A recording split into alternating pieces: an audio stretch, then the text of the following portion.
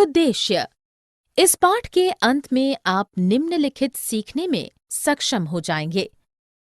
विनिमय के माध्यम के रूप में मुद्रा की व्याख्या करना, मुद्रा के आधुनिक रूपों को सूचीबद्ध करने में, बैंक के ऋण गतिविधियों का वर्णन करने में, दो विभिन्न साख स्थितियों की व्याख्या करने में, ऋण की शर्तों पर चर्चा करने में, भारत में औपचारिक क्षेत्र की साख का वर्णन करने में, निर्धनों के स्वयं सहायता समूह को परिभाषित करने में।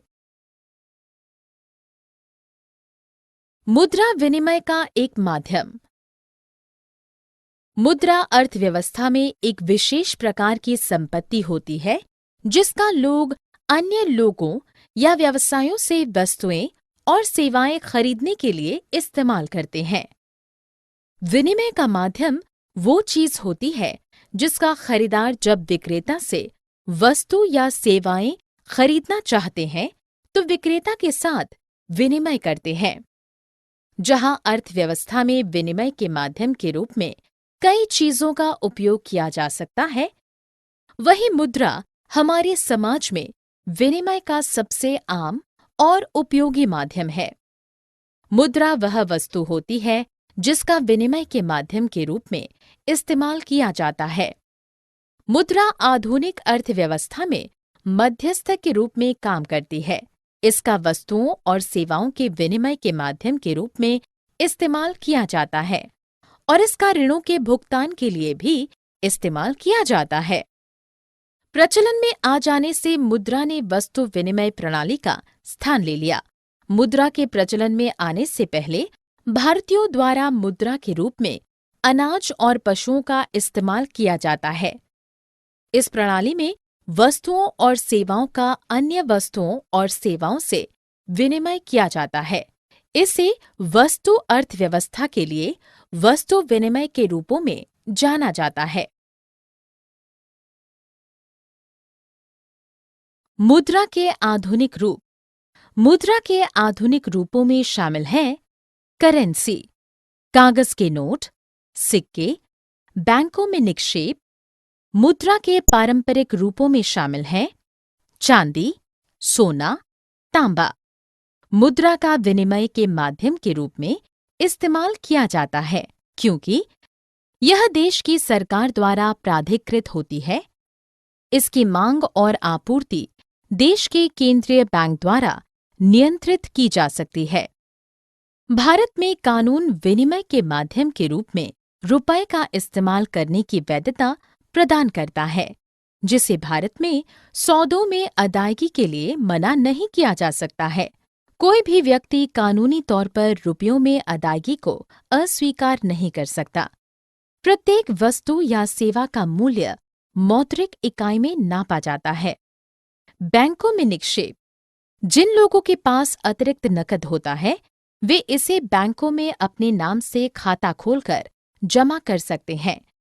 बैंक जमा स्वीकार करते हैं और जमा पर सूद भी देते हैं। इस तरह लोगों का धन बैंकों के पास सुरक्षित रहता है और इस पर सूद भी मिलता है। मांग जमा।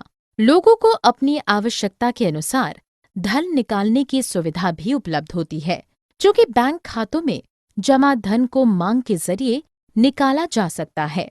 इसलिए इस जमा को मांग जमा कहा जाता है। बैंक में धन जमा करने के लाभ।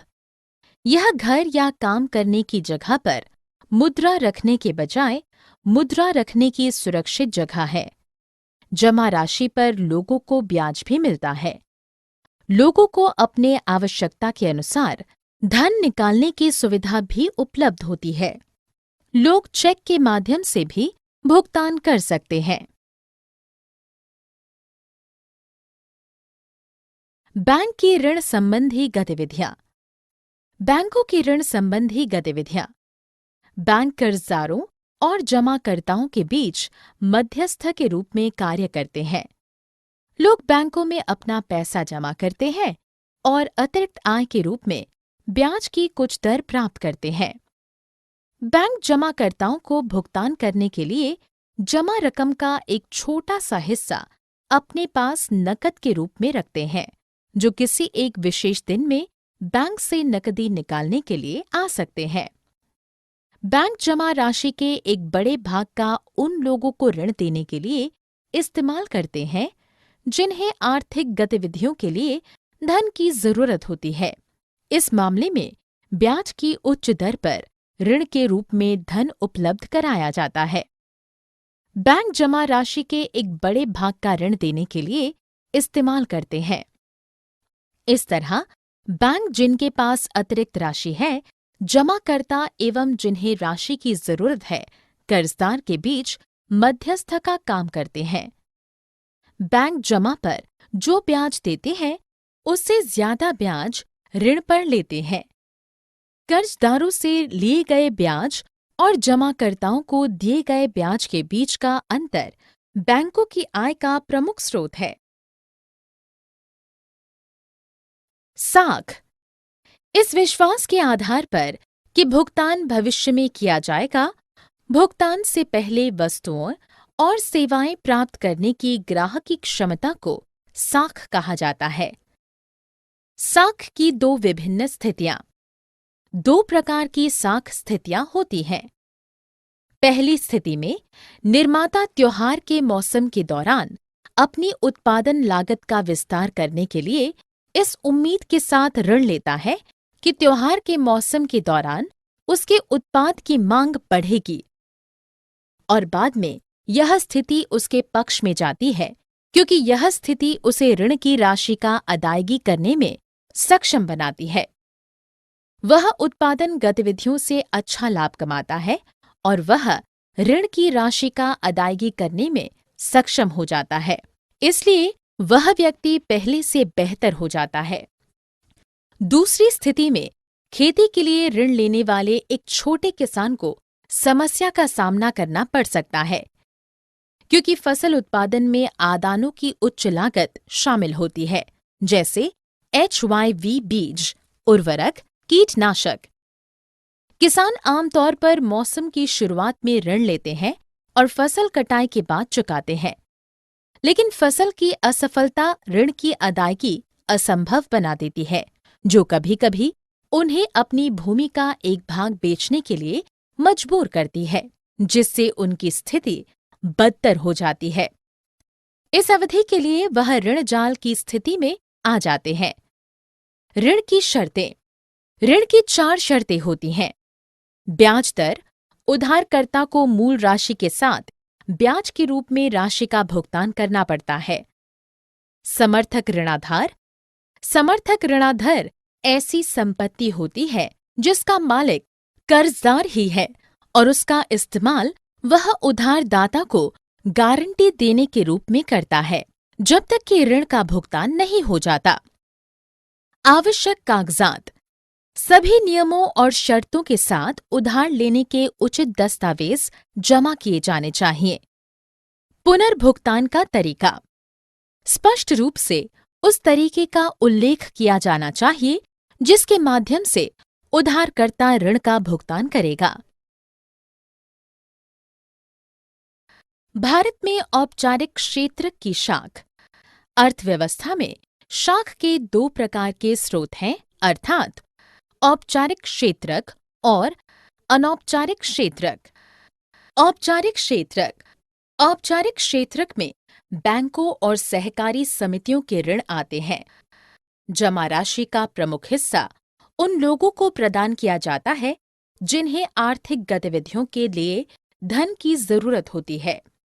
भारत में भारतीय रिजर्व बैंक औपचारिक क्षेत्रक में ऋण गतिविधियों की कार्यप्रणाली पर नजर रखने के लिए जिम्मेदार है। भारत में अनौपचारिक क्षेत्रक में ब्याज की दर औपचारिक क्षेत्रक में ब्याज की दर से अधिक है। औपचारिक क्षेत्रक में ब्याज की दर की कानूनी अधिकारों द्वारा देखरेख की जाती है। अनौपचारिक क्षेत्रक। अनौपचारिक क्षेत्रक में साहूकार, व्यापारी, मालिक, रिश्तेदार, दोस्त इत्यादि आते हैं। अनौपचारिक क्षेत्रक में ब्याज की दर की साहूकार, व्यापारी, मालिक द्वारा देखरेख की जाती है जो धन उपलब्ध कराते हैं। ब्याज दर एक व्यक्ति से दूसरे व्यक्ति के मामले में अलग-अलग होती है। अनौपचारिक क्षेत्र में ऋणदाताओं की देखरेख करने वाला कोई संगठन नहीं है।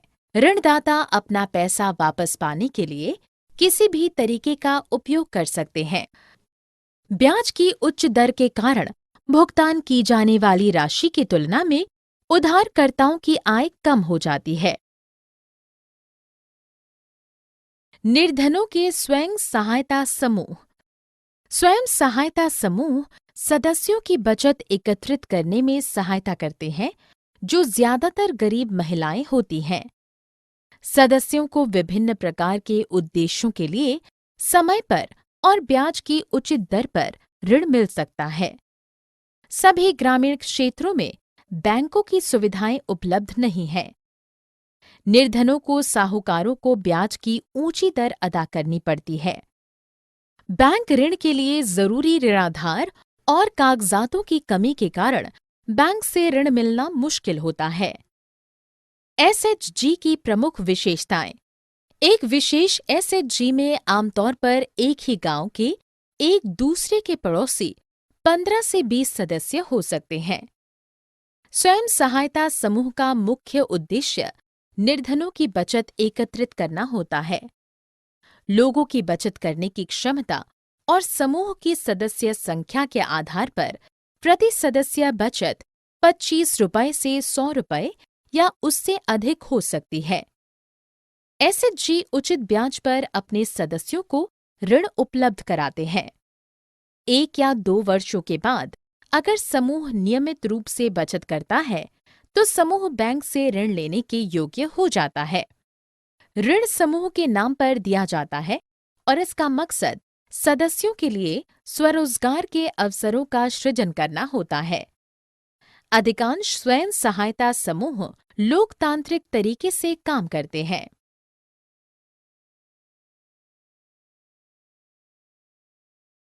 सारांश। हमने जो कुछ सीखा है उसे संक्षेप में दोहराएं। वस्तु विनिमय प्रणाली मुद्रा को इस्तेमाल में लाए बिना वस्तुओं का विनिमय किया जाता है। आवश्यकताओं का दोहरा संयोग वस्तुओं के विनिमय में दोनों पक्षों को एक दूसरे की वस्तुएं खरीदने और बेचने के लिए सहमत होना होता है। वस्तु विनिमय प्रणाली में आवश्यकताओं का दोहरा संयोग आवश्यक विशेषता है। विनिमय का माध्यम मुद्रा विनिमय प्रक्रिया में मध्यस्थता का काम करती है। विनिमय के माध्यम मुद्रा सरकार द्वारा प्राधिकृत होती है। बैंक खातों में जमाएं मांग पर निकाली जा सकती है। इन जमाओं को मांग जमा कहा जाता है। चेक एक ऐसा कागज होता है जो बैंक को किसी व्यक्ति के खाते से चेक पर लिखे नाम के किसी दूसरे व्यक्ति को एक खास रकम का भुगतान करने का आदेश देता है।